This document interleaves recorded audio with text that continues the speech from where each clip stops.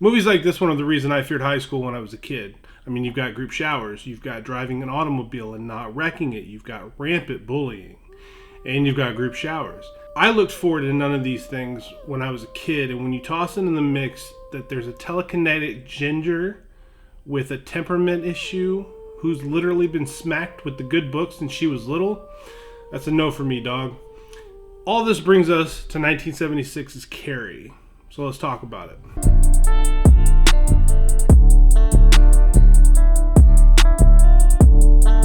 This movie is about a teenage girl named Carrie who we find that has absolutely no safe haven in the world. I mean, at school, she is relentlessly mocked and bullied simply because she looks different. At home, her mother is an overly religious whack job who takes to locking her in a closet when she feels like Carrie has sinned or stepped out of line, and makes her pray to a statue of Jesus in there. Now, I usually steered clear of anything Sissy Spacek related when I was a kid, but the way this movie kicks off, you can't help but feel bad for this girl. And I gotta say, the filmmakers here were not afraid of nudity, and they just beat you over the head with it with the opening credits in this female locker room. I'm not complaining, but it was everywhere. And now Carrie seems to be enjoying herself in the shower. No judgment, but pretty soon blood starts rushing down her thighs, and she has not been given that talk. She has no idea what's happening to her, and she freaks out. I mean, she feels like she's bleeding to death. She runs out of the shower, goes to the other girls, looking for help, looking for someone to tell her what's happening or get somebody that can aid her. And all she gets instead is more ridicule, more bullying, more laughing. I mean, this girl literally feels like she's dying in the moment. And the rest of the female locker room are throwing tampons and towels at her as she cries on the shower room floor.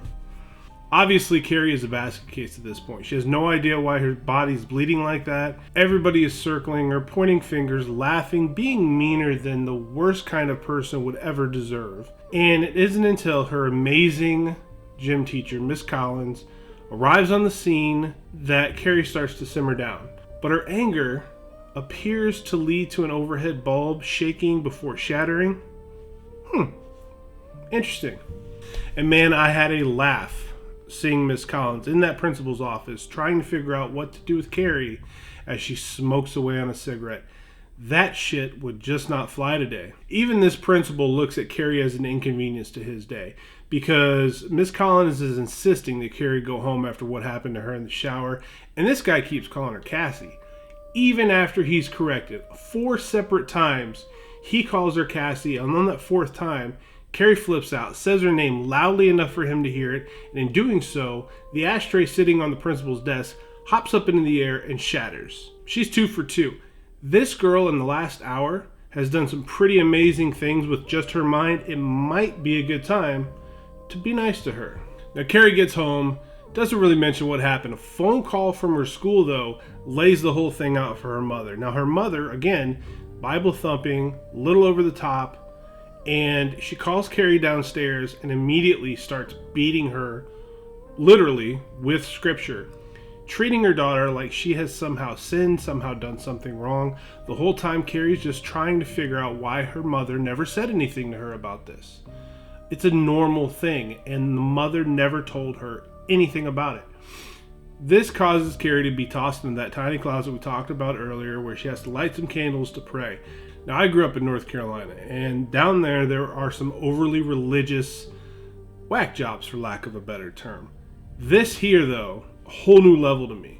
And again, right away you feel gutted for this girl. I mean, yeah, she's a ginger, and that's a thing, it's a problem, but even still, you have to cut this translucent person just a little bit of slack. Nobody deserves this kind of treatment. But Miss Collins is an absolute rock star in this movie. She's there for Carrie, and she throws the book at those bitches that were involved in the shower, ganging up on Carrie. Now, Chris seems to be the ringleader of the whole thing. She's played perfectly by Nancy Allen of RoboCop fame. We also get PJ Soles playing Norma, and it's basically the exact same character that PJ Soles would play 2 years later in John Carpenter's Halloween. Every one of these girls end up getting detention for what took place, and there has to be 15 or 16 of these girls that get punished for this thing. The rub is the detention has to be physical education led by Miss Collins, and she works these girls like dogs. And she explains to them quite frankly that if they don't comply with everything she says and they don't do everything she tells them to do, they will be suspended instead of having detention, and more importantly, their prom rights will be revoked. That means no more tramping around on prom night for any of them. In the meantime, Carrie is tearing through her school library in hopes of finding a book that helps explain why all of a sudden she can move things with her mind. But back on the practice field, Chris is tired of running in place, and she bucks up to Miss Collins, which only gets the shit slapped out of her by this teacher. Yet another thing that you couldn't get away with today, but is desperately needed in some cases. Chris is outraged, storms off the field. Miss Collins says, "No problem, we'll see you later. You no longer are going to the prom." Now this is only going to serve to piss off Chris that much more against Carrie. And then we have Sue. Now Sue's a beautiful girl who's in with the in crowd, but she seems like she's got a good heart. She feels bad about what happened to Carrie, and she decides to ask her boyfriend Tommy to ask Carrie to the prom, which is sort of weird, but that's what she wants. She wants to help Carrie come out of her shell. Maybe by doing so, everybody else will accept Carrie and make her high school life just a little bit easier to deal with. Chris, on the other hand, is also convincing her boyfriend Billy, happens to be played by John Travolta, to go along with a plan of hers for Carrie as well. A bit more of a nefarious one. Now, Carrie's convinced when she gets asked out to prom that these kids are playing a joke on her, and she refuses at first. Tommy persists because Sue tells him to persist, and eventually he wears her down and she says yes.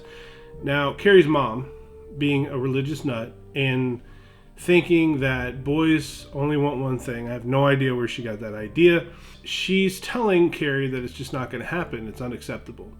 And Carrie decides, you know what? I've got some powers now. I'm going to flex these for you. And she shuts all the doors, all the windows in the house. She explains to her mom, yes, in fact, I am going. Now, she sees Carrie doing this, the mother, and she's convinced that Carrie is a witch. But I was really proud of Carrie in this scene because you go ahead and put that ginger foot down, girl. That was nice. And you deserve a little bit of that. You deserve to put your chest out a little bit and enjoy things, because up until this point, this girl's life has been brutal in this movie. Then we see the Travolta plan start to take full form. He's got Chris, he's got a couple of buddies, and they sneak into a pig farm with a gas can and a sledgehammer. Now Travolta decides to climb in a pen, and he starts wailing on these pigs with the sledgehammer. Just had to have pissed PETA off, even back in the day. Back at school, though, Chris has got another guy friend, and he's volunteering to collect the king and queen ballots for the prom.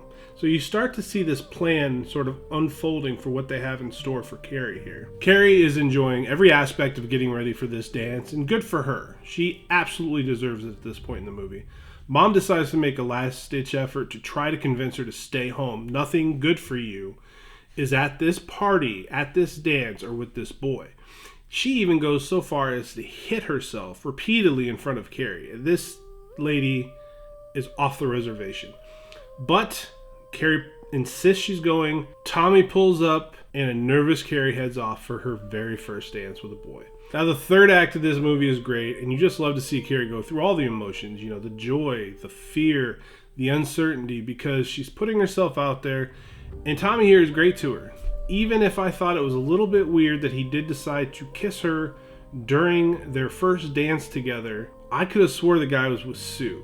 Maybe it's 1976. I mean, this is kind of the Woodstock era. Maybe free love is a real thing. Miss Collins, though, awesome. She's smiling ear to ear. She's so happy for Carrie. But then you see Billy, you see Chris, and you see a metal bucket of pig's blood hung high above the stage. And once they fix the ballots, crowning Tommy and Carrie king and queen of the prom, you just know what's getting ready to happen. And even though a couple of the good characters, the good people in this movie, they see it, they can't get to it fast enough, and a bucket of pig's blood is dumped all over Carrie in front of the whole student body. Big mistake, gang. Big mistake. Now, even though it only looks like Norma is laughing in the crowd, in Carrie's mind, everybody is laughing at her. Even Miss Collins. Covered in blood, pissed off, her big night ruined, Carrie uses her mind to shut all the doors and keep all the kids inside the gym. Then the fire hose comes out, the water gets turned on, and everybody starts getting soaked. And you think at first, it's a water party. Things could be worse, right? It gets worse because electricity is introduced, it causes a couple of electrocutions, and eventually things catch fire. People burn, and there is a death here that's just a bummer. It's just a serious, serious bummer in this movie. And I'm pretty sure everybody in that school died that night. And even after returning home and narrowly evading her own mother killing her with a knife, Carrie's house begins to collapse into the earth below. I won't go into detail about the way the movie ends, because yes, it's almost 50 years old. Yes, most people have seen it. If you're a fan of horror, you've seen it. But I gotta tell you, I gotta admit right now, I had never actually watched this movie all the way through.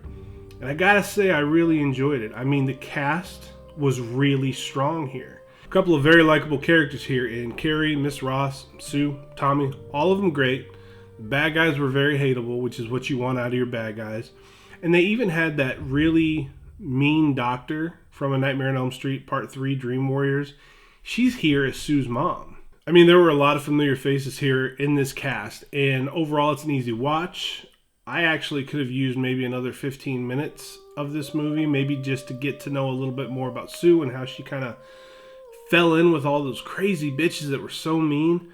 But my only real gripe was that it was hard for me to believe that people that mean really existed. And I know that's a naive thing to say. I know bullying is not a new thing.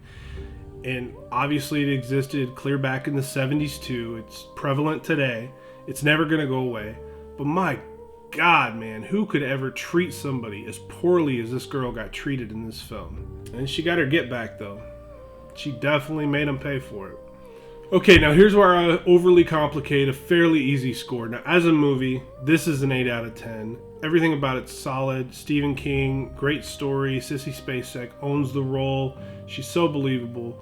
It's a gut punch every time something terrible happens to her. You're just rooting for her. And all the violence, the carnage that she causes at the end of the movie, it all feels justified.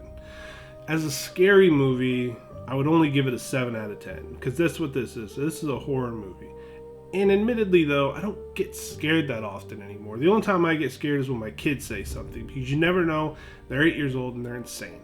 And you never know what they're going to say. You never know what's going to come out of their mouth. And you never know when that principal's going to call you at work and tell you you got something to deal with. 7.5 out of 10 is what I'm going to give this movie, though. I just think it's so good. It ages gracefully. I can see myself watching this one again. Obviously, it's a classic. It's almost 50 years old. Clearly, it ages gracefully, but the performances on everybody, the people you love, the people you're supposed to hate, you absolutely despise. You cannot wait until the comeuppance happens upon them. You're excited for it. And I'm not a Sissy Spacek fan. Again, we talked about that earlier. The red hair freaks me out, but very solid watch. If you haven't seen Carrie all the way through, like I hadn't, I'm 44. Why have I never seen this all the way through? So we're going to start dipping into a little more of this. Now, it's 1976 this movie came out. I know we're an 80s channel, but guess what? Halloween came out in 1978, and you bet your ass we're talking about that one sooner rather than later. This is Aging Gracefully. I am Matthew Essex. I appreciate you guys tremendously. We're almost to 100 subscribers. If we get to 100 subscribers, I'm giving away an autographed Funko. Thank you guys. See you on the other side.